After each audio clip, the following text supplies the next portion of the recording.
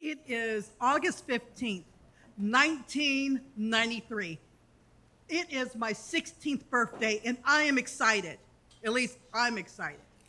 But the truth of the matter is that every year in Georgia, it's also the same week as the first week of school. So I didn't get a Malibu booby Barbie. No, I didn't get that G.I. Joe. I didn't get a new violin. I didn't get anything. Instead, I got books, clothes, and get the hell out of here. You have to go to school. I'm always the only one excited when school starts because it's also my birthday. Sweet 16 is a wonderful time. All of you ladies in here think about all the beautiful things you get. You're almost a woman. You're so excited. So I'm in school the whole day, excited because I know that we have to have a wonderful evening. Cake, ice cream, you name it. I'm happy. 16 is supposed to be a beautiful time. When I went home that evening after school, instead of being met with gifts that I should have had, with laughter, it was the last time that my father sexually, emotionally, physically, mentally abused me. I had had enough. I was pissed off and I had to get out. So instead of throwing that birthday party, I ran away. Now back then, for some of us that are younger, we only had beepers. No, we didn't have beepers. We had the phone booth. So there was no way for me to call my mother and let her know what had happened to me. Running away, I called my friends. My friends that had a car picked me up. Imagine a whole band camp full of friends taking you in what you would call a minivan, but a mini bus or a mini something because it kept on moving, kind of like a hoopty. This was my 16th birthday. I get to my friend Eric's house and we make a plan. If you go back 4 years prior at 12 years old, that was the first time that I had to admit that I was being abused. I told my best friend Kyle, my best friend Scott, and other friends, including Eric, that something was going on at my house. Imagine my friends calling the Department of Family Children Services. Imagine them saying, hey, there's something going on in the Garrett house. My parents were part of the Republican Party, Independent Party, and Democrat Party. My father and mother were the president and vice president of the PTA for all of our schools. I had, from a good 8 years old and on, one little small blurb in the daily newspaper every week. My mother was famous, my father was popular, nothing's wrong with the Garrett kids. My family was perfect. So imagine when you're telling the police officers, you're telling the cops, you're telling the teachers, you're telling everyone, and no one wants to believe you. Going back to 16, that meant that I had been abused so many times I couldn't even remember. I just knew that this was the last time. So what does a girl do that needs to get out of this situation? In the state of Georgia, there are few rules when you are a child. Oh, I'm sorry, there are no rules. Because back then, you are a child of your parents. They kill you, they get away with it. You are still the property of your father and mother, really your father, because of the Georgia rules. So how does a girl get out? Luckily, I was a child of health. You could not smoke, you cannot drink. If you're gonna cuss having a good time. If you're gonna get into a fight, don't hit a girl. There are rules in the house. I'm a Marine brat, an Army brat, and a Navy brat. So those are the house rules. I got into a fight at the age of 12 years old. So I know the rules. Never get in trouble. You can cuss when it's fun, but no drugs, no alcohol. I had fought my father off so many times, but no one believed me. I even told my mother, but she didn't want to believe me. I told family members, no one wanted to believe me. At any point, I knew no one was going to believe me.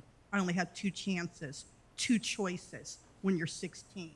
You either commit suicide or you get the hell out. at Eric's house, they are trying to bake me a cake. They are wanting to make me laugh. They're trying to remind me that I have so many years in front of me, but I'm not seeing it. All I'm seeing is that I'm trapped. I had a boyfriend from Lebanon, kind of a violent guy. He was 5 years older than me, and he used to make weapons for fun. So he decided that he would make a glass pole so that if my father ever touched me again, I could beat the crap out of him. It actually worked once, twice, 3 times. Every time my mom asked him, well, where did the bruises come from? He would always lie about it. He had not abused me in those ways again after that birthday, but I still had to get out. How do you get out? I don't have friends that want to drink. I do have friends that do drugs, but I don't want to do those things. So we come up with the perfect plan. Virginia is going to save you. Virginia Slim is going to save you. You see, for those of you that don't know, Virginia Slims came out in the 1960s, and it was for women who wanted to be liberated from Marlboro and all that other crap. And I'm not going to say it's total crap, because Marlboro was a pretty good brand, depending upon your age. But I needed something that had less impact for my body, something that felt cool, something for females, and something that represented my liberation. The plan was this. It's August 15th. I'm going to smoke a cigarette bit by bit. When you smoke your first cigarette, you're going to have to practice. So for any of us that think about how do you want to look when you smoke, I now look back on that moment and ask myself, did I look like Gollum? My precious.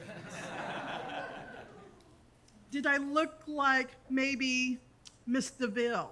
Smooth but evil. I wasn't sure how I wanted to look, but I wanted the perfect plan. I wanted to look amazing when I smoked my cigarette. It was important that I left with style. It was important that I had the perfect plan. So I took from August to December to smoke a little bit of one cigarette to see how I looked. December the 7th, that same year, we were working on choir, band, orchestra. I was a band geek, I was an orchestra queen, and I was a canary, a little singer. And imagine me in one costume and a pretty dress at the same time at the Christmas organization for our school. It was a beautiful, beautiful thing. It was how I was going to go out. So I'm playing the violin, I'm playing the bass, and I'm singing like a canary.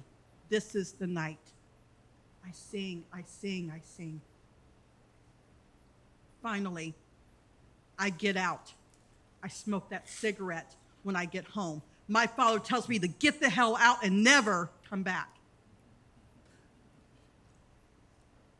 A whole year I smoked. A whole year I tried to get out. And a whole year I made sure that they saw me smoking that Virginia Slim. When my mother would beg me to come back, when she begged me to take it again, I told her, hell no, I am a new girl. I will emancipate myself. I will get the hell out. I will never, ever, ever be abused ever again. She begged me, she begged me, she begged me.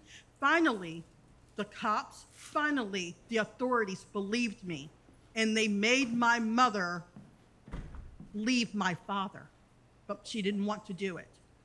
So I told her, if you sign the papers that you're going to divorce my father, if you promise that I will be safe, I will come home. I'm 17 years old now. My mother is at the desk. right with my lawyer and the judge, signing off that she promises to leave my father. And I noticed that I looked in my pocket and I still had the same pack of cigarettes that I started with. I threw them away, kissed her on the cheek, and realized and remembered that Virginia just saved my life. Thank you.